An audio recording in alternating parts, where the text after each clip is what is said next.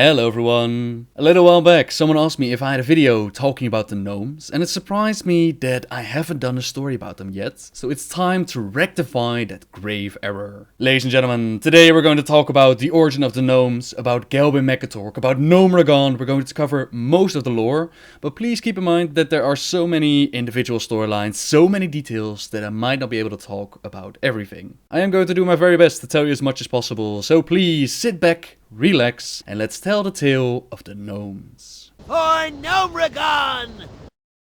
The origin of the gnomes, it goes back many years, where they were created by the Titan keeper Mimmeron for an unknown reason. Some speculate that, like the Earthen and the Sea Giants, Mecha Gnomes, as they were called, they were created to help with the Titan's mission of shaping and forming the world of Kalimdor. Like so many other creations of the Titans, the Mecha Gnomes, they were hit by the curse of flesh. This is a curse placed upon them by the imprisoned old gods, which made their bodies weaker, it literally gave them flesh, and it made them more vulnerable to their corruption. This origin is explained while questing in Northrend, as Gearmaster Mekkatorque, he's working on bringing back the gnomes to their former glory. He wants to return to a time of perfection, the time of the Titans. Immortality and returning to what they used to be, that's what he offered the gnomes, but even though some of them liked the transformation, most of them didn't enjoy being turned into robotic slaves. We were put on the task of recursing the gnomes, bringing them back to their fleshy state, while also taking care of the Gearmaster. Now, besides this early history, there's a pretty big gap between the gnomes being hit by the curse of flesh and them popping up within the rest of the storyline. Part of the lore says that the first recorded interaction between gnomes and dwarves, it took place around 200 years before the Burning Crusade. It is said that a dwarven explorer, he came across a small gnomish village, and he was shocked to discover that while the dwarves, they were just up to the point of discovering gunpowder, the gnomes already had a fully automated village with amazing creations like mechanical chickens. Contact between the two races grew, they became allies of each other, and the dwarves allowed the gnomes to build the capital city of Gnomeregan in the foothill of Dunmorog. This is, however, not the earliest record of a gnome popping up within the storyline, since around 2600 years ago, a gnome was part of the story of the first Guardian. I've done a full version on the Guardians if you want to check it out, but in short, the Council of Tirisfal, it decided that in order to keep the world safe from the Burning Legion, they would all channel their powers into one being who would be known as the Guardian. At the time, the gnome Indus, she was part of the Council of Tirisfal, and her nature of constantly tinkering, it had earned her the nickname of the Inventor.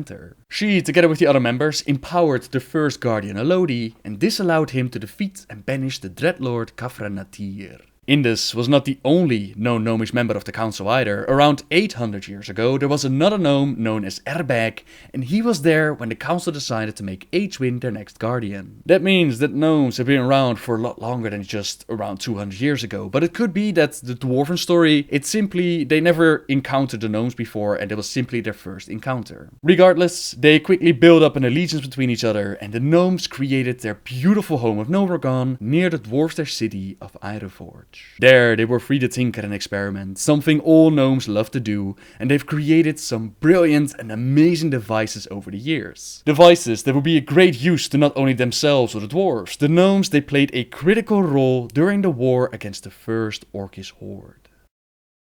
And when I say critical, I mean that they kinda forgot to mention them in the storyline. When the city of Stormwind fell to the might of the orcs, those that could, they set sail to the lands of Lordaeron to form the Alliance of Lordaeron and fight over the fate of the world. This alliance also included gnomes and dwarves, where the gnomes provided their technology such as submarines and gyrocopters. They came from behind! Like I said, this wasn't really described within the novels, like Rise of the Horde, The Last Guardian, Tides of Darkness. There isn't really a mention of the gnomes in there, but they were present, and their first mention in the novels was in Beyond the Dark Portal, which takes place after the first Orcish Horde invasion was already defeated, and the second invasion was about to begin. In the book, we read about how the city of Stormwind was rebuilt, and that the Alliance was pretty strong at this point. The dwarves of Ironforge were quick to lend their aid to the human allies, but King Magni Bronzebeard, he was frustrated frustrated with the fact that it took so long to deliver aid to Stormwind. To fix this problem, they turned to High Tinker Gelbin Mekkatorque, who came up with a plan of designing a tram system which would link Stormwind with Ironforge. Building this tunnel and this tram system did not come without its own threats and complications, considering that it was planned to go underwater, but even worse, the gnomes had to face a terrible threat in the form of rats. Mekkatorque had requested an urgent meeting with Turellian, Supreme Commander of the Alliance forces, and Turellian, he did his best to answer the request as diplomatic as he could. For the tiny sized gnomes, a rat can be devastating, and Turellian promised to send more troops to help them clear the vermin, so that they would no longer chew through the wires or take gnomish lives. This joking lore is something that you'll find more often when you look into the Gnomish storyline. They're mostly used as a funny race, similar to the Goblins for the Horde, and they weren't even in the original trailer for World of Warcraft. Since gnomes, they were added later during production. That's not to say that the gnomes don't know devastating tragedy, and this ties in with the story of their leader, Gelbin Mekkatorque.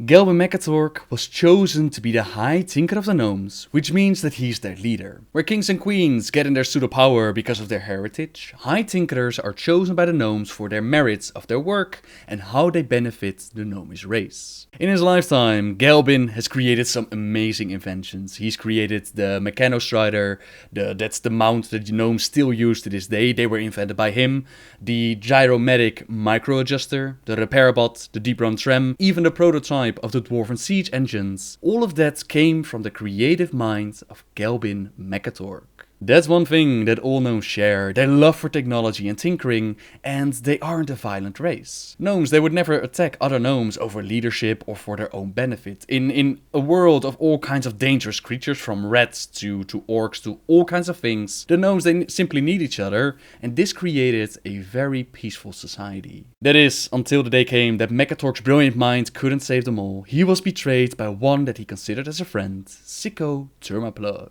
Sicko, he'd been friends with Mekkatorque as they had graduated together, and they worked on a bigger and brighter future for the gnomes. He was brilliant and wise, and he was destined for greatness. Sicko believed that he had what it took to be the next High Tinkerer, and his ambitions went even further. He envisioned himself as the first true gnomish king in over 400 years. But the council, they found that he was too ambitious, and they chose to make Mekkatorque the High Tinkerer instead. This crushed Sicko, and a fair part of his sanity was lost on that day. He came up with a crazy plan, which went against the very nature of being a gnome. At the time, they were dealing with Trogs assaulting the city of Gnomeregan, and Sicko convinced Mekkatorque of a plan that would use gas to take care of their enemy. Sicko had claimed to have tested the radiation levels of the gas, he had claimed to have evidence of its terminal effects on the Trogs, and he had shown Gelbin falsified numbers on its density and volumetric weight. The gas should have stayed in the quarantined areas and lower sections of Gnomeregan. It was supposed to poison the invaders as they emerged from the depths, while the gnomes, they were waiting safely sealed away in the upper urban tunnels. At the time, this had seemed like the only way out of their unforeseen invasion, and it wouldn't require any help from the otherwise occupied Alliance. All of this took place during the events of Warcraft 3, so the Alliance was a little bit busy with the whole Legion, Scourge kind of thing, and the gnomes would take care of the gnomes, so it seemed like the right plan. Turmaplug had seemed so confident his stuff would do the trick, but most of the Trogs, if they were hit by the gas, they simply shambled through it. If anything, they were growing wilder as they became irradiated. And even worse, the gas had risen through Gnomeregan. It had sifted through Turmaplug's filters. It had killed gnomes who had sat waiting in their homes, choking on vile green clouds behind doors that the High Tinker had promised would keep them safe. Sicko had willingly turned against his own people, was willing to sacrifice them all to make Mekkatorque look like the bad guy, and he wanted his people to vote him as their new ruler. He himself had not expected that 80% of their people would die from the gas. He thought that it would indeed take care of the Trogs and only kill 30% of their people, but his plans had failed and the gnomes were nearly exterminated.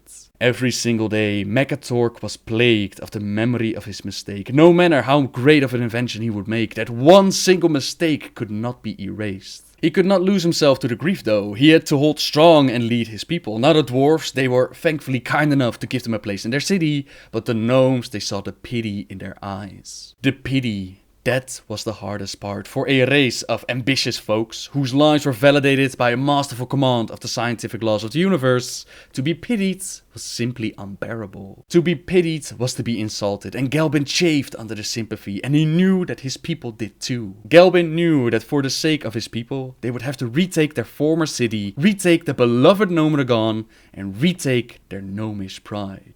The eccentric, often brilliant gnomes are held as one of the most peculiar races of the world.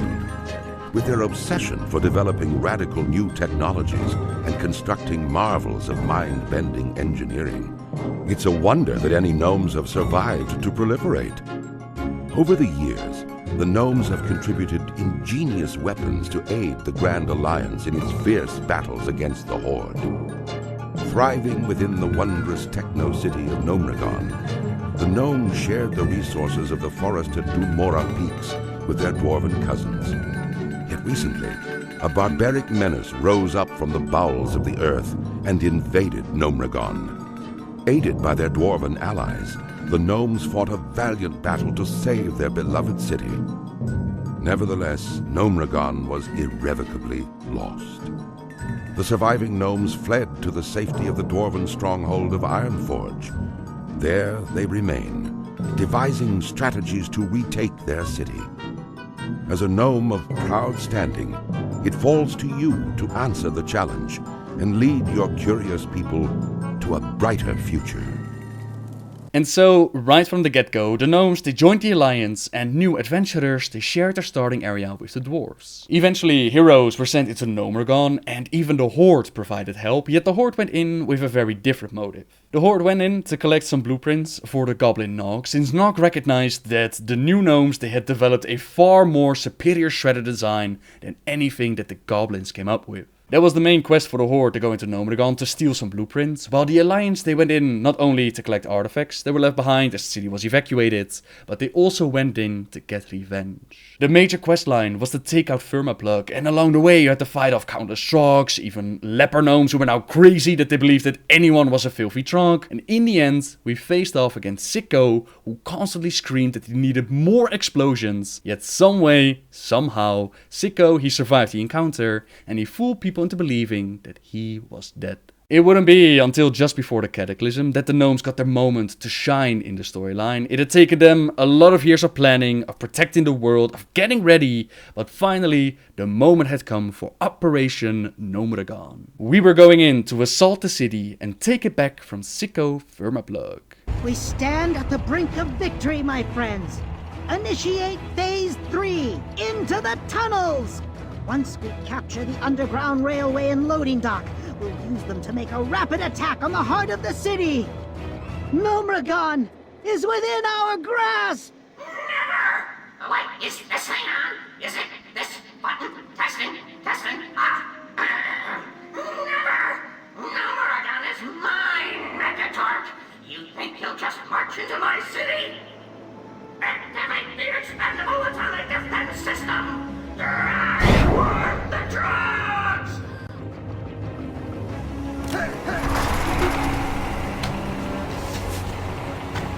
My ears!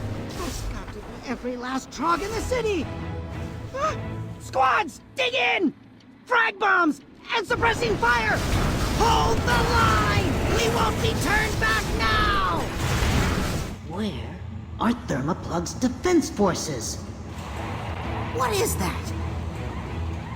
That looks like the radiation bomb that poisoned Gnomeregan! Wait! Incoming! Defenses are impenetrable. We are the true sons of Gnomeregan. No! I won't allow you into my kingdom, usurper! I won't allow it! Activate the ultimate atomic protection system! Is to get rid of them all! It's a trap! That's a fully functional irradiator! It is! And 26 times more powerful than the first! You failed, Mekkatorque! I caught and defeated you before you even set foot in my precious city! Oh, I'd love to see that old gog's face! I bet he... What?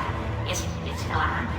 Well, Radiator 3000 Attention, emergency. You now have 10 minutes to reach minimum safe distance. 10 minutes?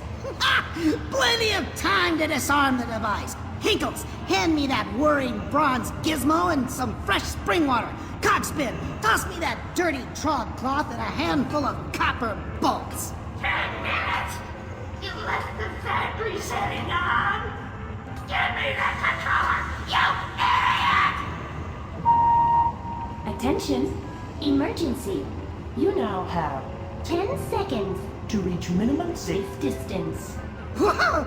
We've got to get out of here! Vermaplug is not giving up the city without a fight, and Mekkatorque is forced to retreat, but the mission was not a complete failure. Most of the upper area has been conquered by the gnomes, and ever since Operation Gnomeregan, members of SAFE are working on saving as many gnomes as they can, while taking care of those beyond saving. The gnomes have also decided to move out of their home that was shared with the dwarves, because you can only rely on the kindness of others for so long. On top of that, Magni Bronzebeard, he was turned into a crystal. This caused a bit of political drama amongst the dwarves. This resulted in the formation of the Council of Three Hammers. So all in all, it was wiser to move to New Tinkertown. Given the recent political upheaval in Ironforge, the gnomes have suddenly found themselves unwelcomed guests within the city. Leveraging their ingenious technologies and unquenchable spirit for adventure, the gnomes have begun to reevaluate their role within Cosmodan. Under the inventive leadership of High Tinker Gelbin Mekkatorque, the gnomes now plan a daring campaign against the barbarous Trogs to retake their former capital of Gnomeregan. With the odds stacked against them, the gnomes are counting on brave heroes such as you to stand and be counted. Your people's greatest hour draws near.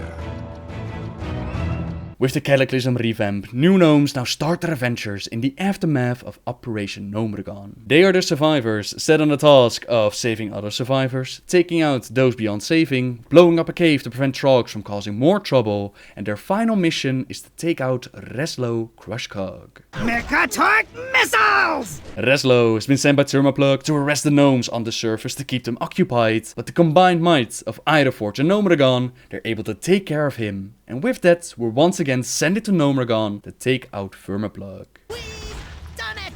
We are victorious!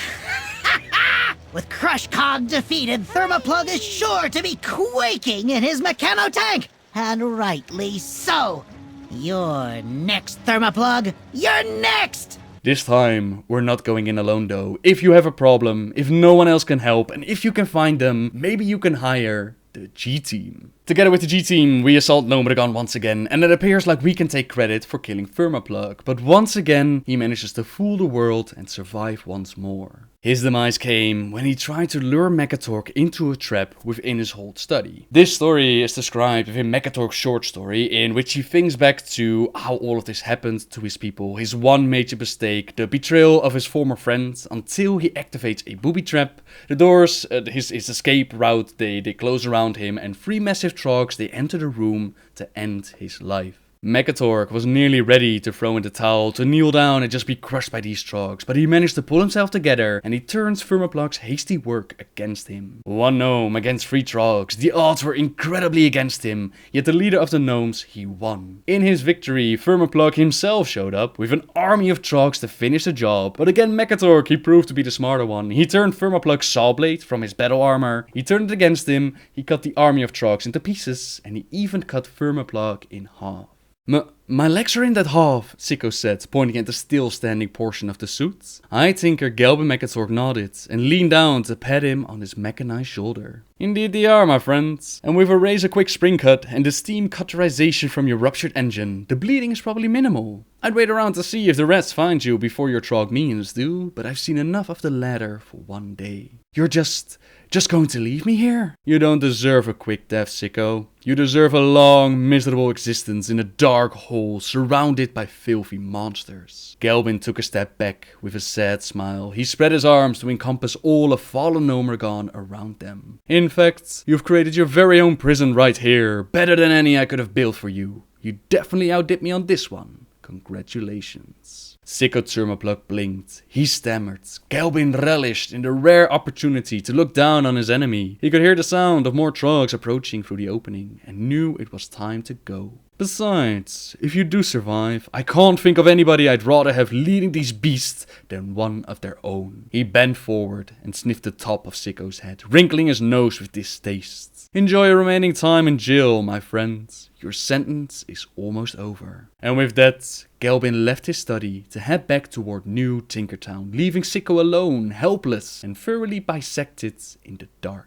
They didn't say if Sicko really lost his life that day, so if they wanted, they could bring him back into the storyline, but this crazy half-gnome, for now, Mekkatorque has taken care of his enemy, and he and his people are working each and every day on rebuilding and retaking their city. From this point on, Gelbin pops up in the story here and there, but he doesn't do anything major. The gnomes, they played a part during the Siege of Orgrimmar, of course. They took out a few of the Korkron, and with Garrosh defeated, Gelbin says that they'll grab as much of the crazy goblin technology as they can find, and they'll take it with them. The rivalry between goblins and gnomes have always been part of their storyline. They're both highly interested in technology, they try to outdo each other, and both of them see themselves as better than the other. Even though the goblins and gnomes don't get much love in World of Warcraft, in Hearthstone they got an expansion all to themselves. Goblins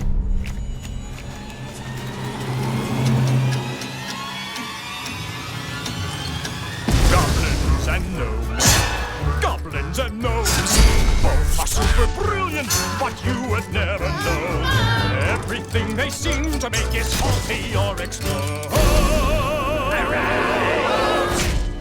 Perfecting in perfection. Goblins and gnomes. Unleash Goblin Fury for Gnomeregan! And that's pretty much the major storyline behind the gnomes and Gelbin Mekkatorque, but I want to end this video with a few gnomes that stand out above the rest. First off, Wilfred Fizzlebang, Master Summoner, a gnomish warlock recruited to summon a challenge during the Trial of the Crusader, but he overreaches and he summons Jeraxxus, Eredar Lord of the Burning Legion. Aha! I have done it! Behold the absolute power of Wilfred Fizzlebang, Master Summoner! You are bound to me, demon. Trifling gnome, your arrogance will be your undoing! But I'm in charge. So many people have asked me if I could do the story of Jeraxxus, but unfortunately, this is all there is. Millhouse Manastorm, a gnome that simply won't go down. He was first introduced during the Burning Crusade as an accidental prisoner on the Architrance, and Millhouse quickly carved out a new destiny after finding his freedom. He decided to join the Twilight's Hammer cult during the Cataclysm, and this cult worked with Deathwing and the Old Gods to bring about the end of days. Millhouse tried to unleash his impending doom spell upon us all, but he was interrupted by Corberus and supposedly killed. Gnomes are tough creatures, and Millhouse is definitely one of them. He survived this fall, he became a challenger in the Brawlers Guild during Mr. Pandaria, and he later became a visitor in the Lunafall Inn. During Warlords of Draenor, he tried to convince adventurers that he had changed his ways, and after we help him out, he becomes a follower in the garrison. Who's bad? Who's bad? That's right, we bad! Lincoln, an awesome reference to The Legend of Zelda. He's a gnome that you could find within Unkuro Crater, but he has lost his memory and he has no idea who he actually is. You help him out with his mission of getting rid of Blaze Runner, and at the end you get a little picture, which I just loved. It shows Link and Zelda at Stormwind Castle or Hyrule Castle. It's a reference to The Legend of Zelda, so of course I love it. Now there are many more gnomes that I could talk about, like the gnome-human couple or the first gnome with a gnome throw, but the last one that I'm going to talk about is the gnome Kindy Sparkshine. Kindy, she was created specifically for the story Tides of War, in which she was the apprentice to Jaina Proudmoore. Kindy was kind, she was bright, and above else, she was curious, and Jaina had grown fond of her. Sadly, her life was snuffed out with the bombing of Fedamore, and there was no body to bury for her parents, since her body disintegrated in a pile of violet sand when Jaina tried to touch it. To remember their daughter, their little miracle late in life, Kindy's father was given permission to light the lanterns of Dalaran in a very special way. Instead of just lighting them up, the image of his daughter, a laughing gnome girl with little pigtails, appeared, bringing tears to Jaina's eyes. She had quite a sad story, especially since it was built up and knocked down within one single book, so I can highly recommend to pick it up if you haven't read it yet. Never forget Theramore. With that, ladies and gentlemen, I think we've covered the most important details when it comes to the story of the gnomes and the leader Gelbin Mekkatorque. I had a lot of fun researching their history and details, since not everything is well displayed when it comes to the gnomes, and I'm happy that we finally got a video discussing the gnome lore on the channel. Thank you very much for watching, everyone. Subscribe if you like my videos, and until next time, guys. See ya!